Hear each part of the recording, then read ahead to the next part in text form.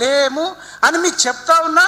అట్లనే జీవో 46 బాధితులు పనిచేసిర్రు. Long jump విషయంలో గ్రూప్ 1, గ్రూప్ 2, హోంగార్డులు, ఆర్టీసీ కార్మికులు, నిరుద్యోగులు, యశోద హాస్పిటల్ ఉన్నప్పుడు ఇట్లా ఒక్కొక్కటి వీళ్ళందరూ కూడా యూట్యూబ్ ఛానలే, వీళ్ళందరూ కూడా జర్నలిస్టులే, యూట్యూబ్ పెట్టినోళ్ళే కాదు. వీళ్ళందరినీ కూడా నేను చెప్తూ మనందరం పనిచేయాలి. ఏ ఒక్కరికి క్రెడిట్ కాదు, ఇది అందరి సమిష్టి విజయం. దీన్ని అడ్వాంటేజ్గా వాడుకొని సీఎం అయింది రేవంత్ రెడ్డి. అయితే అయినవయ్యా, తిను మంచిగా తిను. నేను అడుగుతున్నా ఇయ్యాల, నువ్వు అడిగినావు కదా, ఎవడు మీడియా ఎవడు జర్నలిస్ట్ అడిగినావు కదా, నేను ఎందుకు అడగొద్దు? ఎవడు రాజకీయ నాయకుడు, ఎవడు నిజాయితీ గల రాజకీయ నాయకుడు, ఎవడు డమ్మీ రాజకీయ నాయకుడు అని అడుగుతున్నా. అంటే టీఆర్ఎస్లో జాయిన్ అయ్యి, టీడీపీలో జాయిన్ అయ్యి, అవి రెండు మళ్ళా అంతకుముందు ఇంకోటి అనుకోండి, తర్వాత కాంగ్రెస్లో. ఈ పార్టీలు మాట్లాడినటువంటి రాజకీయ నాయకుడు అని ఎట్లా అంటారు? ఒక పార్టీలో జాయిన్ అయితే జీవితాంతం ఒకటే పార్టీలో ఉండాలి. అట్లాంటి చట్టాల కోసం ట్రై చేస్తాం.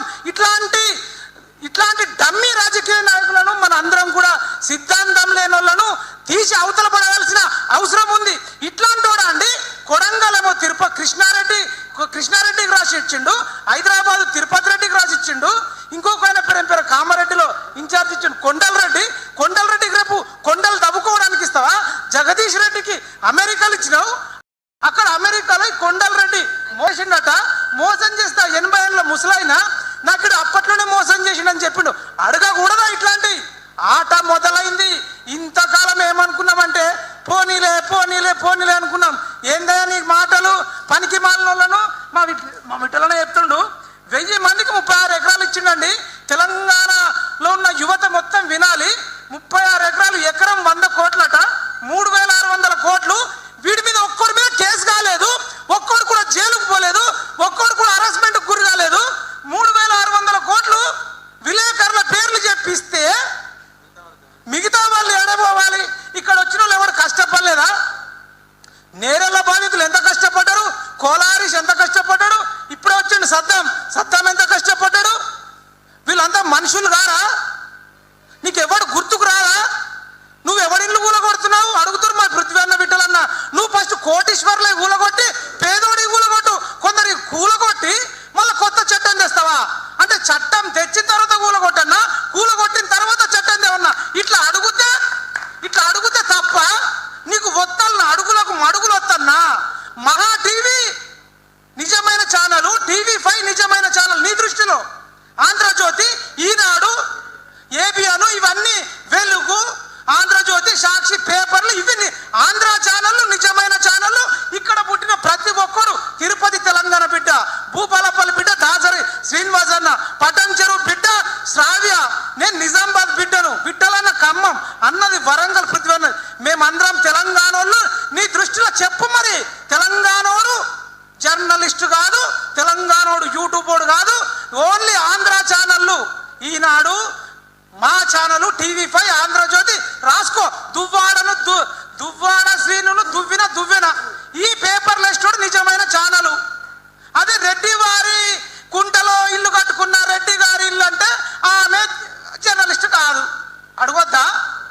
కొండారెడ్డిపల్లి అడగొద్దా? నువ్వేం బీకినిచ్చినావు మాకు? దాసరి సీనను అరెస్ట్ చేసి బట్టలు ఇప్పించి కవిత కొడితే మేము గొడగొడ ఏడిస్తే నువ్వు మాట్లాడినావు అన్నాడు వచ్చి. నేను భయంగా మాట్లాడుతూ ఒక వీడియో రిలీజ్ చేసి మహారాష్ట్ర వారిపోవాల్సి వచ్చింది. అంతటి దుర్మార్గమైనటువంటి పరిస్థితులు. మేము సీతాఫల్ మండిలో ఒక దగ్గర రూము, పార్షిగుట్టలో, అక్కడికి వెళ్ళి కొడితే బాబుఖాన్ ఎస్టేట్లో. అసలు యూట్యూబ్ ఛానళ్లకు రూమ్ కిరాయికి ఇవ్వమంటే మేము ఇయ్యం రా అన్నారు. గొడగొడ ఏడ్స్టల్లో మాలో మేమే. రూమ్ కిరాయికి ఇయ్యరు, కమర్షియల్ కాంప్లెక్స్లలో తీసుకుంటా అంటే ₹1,00,000 50,000 పెట్టలేని పరిస్థితి. ఇప్పటికే ఒక 70,000 కెమెరా కెనాన్ 200D2 ఒక 4 లక్షల కెమెరా కొనుక్కోలేని పరిస్థితి. ఇప్పటికీ ప్రాణాలకు తెగించి నాగార్జున సాగర్లో కొట్లాడితే, కిడ్నాప్ చేస్తే ఈ రేవంత్ రెడ్డి అనేటోడు ప్రతిపక్షంగా ఉండి ఒక్క మాట నోరు తెరిచి మాట్లాడలే. నువ్వు ప్రతిపక్షంగా ఫెయిల్ అయిపోయినావు. దాసరి సీనన్న గురించి మాట్లాడలే. శ్రావ్యను ఆర్మూర్లో అరెస్ట్ చేసినప్పుడు నువ్వు మాట్లాడలే. మన తొలివేలు రాజన్నను పండ్లు అమ్ముకునేటప్పుడు తీసుకపోయినప్పుడు, కిడ్నాప్ చేసినప్పుడు మాట్లాడలే. విఠలన్నను తీసుకపోయి ఇంట్లోకి వెళ్ళి పట్టుకపోయినప్పుడు నువ్వు మాట్లాడలే. తిరుపతి మీద దాడి మాట్లాడలే. నువ్వు ప్రతిపక్షంగా ఫెయిల్ అయినావు, అధికార పార్టీగా ఫెయిల్ అయినావు. మేము అడుగుతున్నాం సోనియా గాంధీని, రాహుల్ గాంధీని, కాంగ్రెస్ పార్టీని, రేవంత్ రెడ్డి పోతేనే కాంగ్రెస్ బతుకుతుంది. మీ కాంగ్రెస్ బతకాలంటే రేవంత్ రెడ్డిని మీరు సీఎం పదవి నుంచి తీసేస్తేనే మీ కాంగ్రెస్ బతుకుతుంది. లేకపోతే ఛాలెంజ్ చెప్తున్నాం. సోమాజిగూడ ప్రెస్ క్లబ్ లో మా టార్గెట్ రేవంత్ రెడ్డి కాదు, అప్పుడు దేశవ్యాప్తంగా హర్యానా కావచ్చు, జమ్మూ కాశ్మీర్ కావచ్చు, రేపు ఎక్కడ మహారాష్ట్ర కానీ ఉత్తరప్రదేశ్లో కానీ ఎక్కడ ఎన్నికలు జరిగినా ఈ కాంగ్రెస్ పార్టీని దేశంలో లేకుండా చేస్తాం. మీకు రేవంత్ రెడ్డి కావాలన్నా, యూట్యూబ్ ఛానల్ కావాలన్నా, రాహుల్ గాంధీ తేల్చుకో. మీరు ధృవరాజ్ని గొప్పగా మెచ్చుకుంటారు, ధృవరాజ్ని సంకరాపుతారు రాహుల్ గాంధీ. ఈయనకేమో యూట్యూబ్ ఛానల్ ఏమో చేదొస్తాయి. మీకు నేషనల్ వైడ్గా యూట్యూబ్ ఛానళ్ళను మోడీ దొక్కుతుండని రాహుల్ గాంధీ రాజ్యాంగం చేతిలో పట్టుకొని ప్రొఫైల్ పిక్ పెట్టుకొని ఉంటాడు. ఈ రేవంత్ రెడ్డి కూడా 2 లక్షల సబ్స్క్రైబర్స్ ఉన్నారు, రాహుల్ గాంధీకి కూడా యూట్యూబ్లో 89 లక్షలు ఉన్నారు. మరి పీకది అందుక మీరు యూట్యూబ్ ఛానల్ పెట్టుకున్నారు, మీరు డిలీట్ చేసి పడండి. మీరు సోషల్ మీడియా కొనుగోలు సునీల్ కనుగోలు కానీ పెట్టుకొని మీ ఎలక్షన్ టైంలో వాడు ఎంతమందికి అవసరం ఉందో వాడికి డబ్బులు ఇచ్చి వాళ్ళ సంఖ రాకిర్రు. అప్పుడు తీయగా వచ్చింది రేవంత్ రెడ్డికి, అప్పుడు తీయగా వచ్చింది యూట్యూబ్ ఛానల్. ఇప్పుడు చేదైనా వీళ్ళ సంఖలు నాకు ఎవరికి 1000 మందికి ఎవడెవరు అరెస్ట్ అయింది ఎవడరా? సొమ్మొక్కోడిది, సోకొక్కోడిది, కష్టమొక్కోడిది, సుఖమొక్కోడిది, అత్త సొమ్ము అల్లు దానం చేసినట్టు నువ్వేదన్నా రియల్ ఎస్టేట్ చేసినావో, ఆర్టీఏ చేసి దందాలు చేసినావో, లేదంటే తారా చౌదరి గురించి కూడా కొన్ని అంటారు, మాకు తెలియదు. ఇంకా చాలా ఉన్నాయి. ఆట మొదలు పెట్టలేం, అన్నీ మొదలు పెడితే నీ డబ్బులు ఇచ్చుకో. ఎవరికయ్యా మా విట్టలని చెప్పిండు ఏమని? అరే ఇష్టమైతే ఒక డబుల్ బెడ్రూమ్ ప్లాట్ ఇమ్మను 50 లక్షలది సరిపోదు అన్నాడు. 100 కోట్ల విలువైన భూమి ఒక విలేకరని పేరు చెప్పిస్తావా? కోటీశ్వర్లను చేస్తావా? మహాభారతంలో ఉంది. అందులో కౌరవులకు ఎవడో ఒక్కటే మెతుకు వంచుకొకటి ఇస్తే అందరి మెతుకులు వాడికి పెట్టి వాళ్ళు ఒక్కొని బతికించి మిగతా వాళ్ళు అందరూ చచ్చిపోతారు. అంటే నేను ఎట్లా ఉందంటే మీరు అందరు చచ్చిపోయి 100,000 మంది బతుకుతా అయిపోయా. ఇప్పుడు చెప్తున్నాము, ఇన్ని రోజులు ఊరుకున్నాము, ఈ 1000 మందికి నువ్వు ఎట్లా ఇస్తావో చూస్తాము. వాడు మేము బలవంతంగా కూడా పోయి యూట్యూబ్ ఛానల్లో అక్కడ ఉంటాం. ఇస్తే అందరికీ, ఇవ్వకపోతే ఎవరికి ఇవ్వకు. ఎవరు నువ్వు ఇవ్వడానికి? నీ సొంత డబ్బులా? మీ అత్త సొమ్మా, మీ అమ్మ సొమ్మా, నీ నాన్న సొమ్మా? నువ్వు ప్రెస్ మీట్ పెట్టి గుద్దిన డబ్బులా, రియల్ ఎస్టేట్ డబ్బులా? 100 కోట్ల ప్రాపర్టీ నువ్వు ఎట్లా ఇస్తావు? 3600 కోట్లు, ఒక్కొక్కడికి 100 కోట్లు ఇస్తావా? అసలు మనిషివేనా? ఎవరికైనా రోషం రాదా? నీ రెడ్డి వారి కుంటలో కూడా ప్రెస్ మీట్ పెడతాం.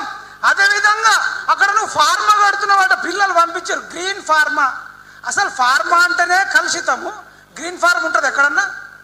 4 లంబడి దండలను లేపేస్తున్నట. ఈ లంబడ బంజారా 5 బంజారా. నేను బంజారా బిడ్డలకు చెప్తున్నా, జై సేవలాల్, జై బంజారా అనేటోళ్ళు అందరూ కూడా ఆ 4 తండాల పబ్లిక్ ను కాపాడుకోవాలి. వాళ్ళు నాకు పెడుతుంటే ఇది నువ్వు గ్రీన్ ఫార్మా ఊర్ల పేర్లు చదువుతా. దుద్యాల మండలం లాగచెర్ల, అక్కింపేట, పోలేపల్లి, ఆర్పి తండ, పులిచెర్ల, కుంట్ల తండ, ఈర్లపల్లి తండ, వీళ్ళందరూ కూడా ఏడుస్తురు. కూడా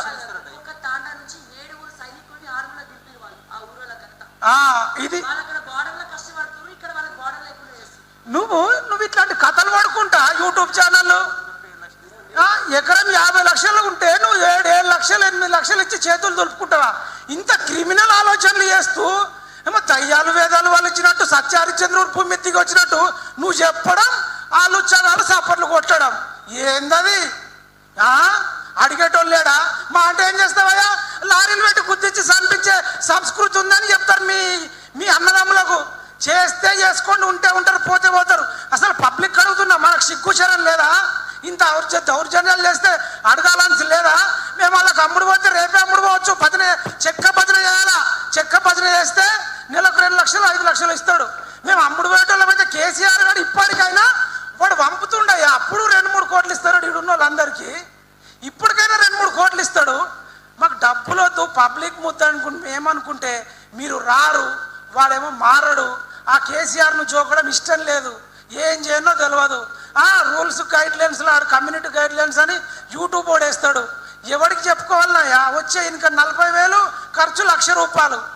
మాకు కూడా ఒక్కొక్కసారి అనిపిస్తుంది. నేను వారణాసి మొన్న పోయిన జమ్మూ పోయిన, అక్కడ వైష్ణవి దేవమాత ఆలయం, వైష్ణవిదేవి ఆలయం ఉంటుంది కాట్రా దగ్గర. కాశీకి 70, మన జమ్మూకు 70 కిలోమీటర్లు. ఆధ్యాత్మికంగా పోతే అయిపోతుంది, ఇవన్నీ మనకు అవసరమా? ఏం మనుషులయ్యా, మనుషులు మారరు. రాజకీయ నాయకులు ఇంత లుచ్చాగాళ్ళు ఉన్నారు. వాడు రోజుకో పార్టీ మారొచ్చు, వాడు యూట్యూబ్ ఛానల్ అని తిడతాడు. నువ్వు మీ తిరుపతి రెడ్డిని కంట్రోల్లో పెట్టు. అసలు రాజకీయం అంటే సేవ. నువ్వు సేవ చేయి, నీ ఆస్తులన్నీ ఏదన్నా పబ్లిక్ రాసిచ్చాయి. నువ్వేదో మహాత్మా గాంధీ లెక్క బరివత్తలా తిరుగుతున్నావా, కట్టబట్టుకొని తిరుగుతున్నావా?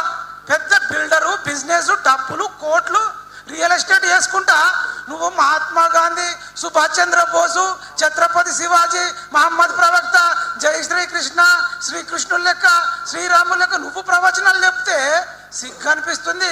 కాబట్టి సమయం తక్కువ ఉంది, భవిష్యత్తులో ఇంకా అడుగుతాం. ఈ తీన్మార్ మల్లన్న మీరు వస్తారా రారా? అక్కడ ఫార్మా కంపెనీకి మీరు వస్తారా రారా? రెడ్డి వారి పల్లెకి మీరు వస్తారా రారా? మీరు రావాలి, మీరు రావాలి, మీరు మల్లన్న ఖచ్చితంగా రావాలి. మీరు మేనే బలగొట్టిన అంటున్నావు కదా కేసు, నువ్వు నీలాంటి వాడు వస్తే వాళ్ళకు ఫార్మాను ఆపాలి, 5 తండాలకు న్యాయం చేయాలి.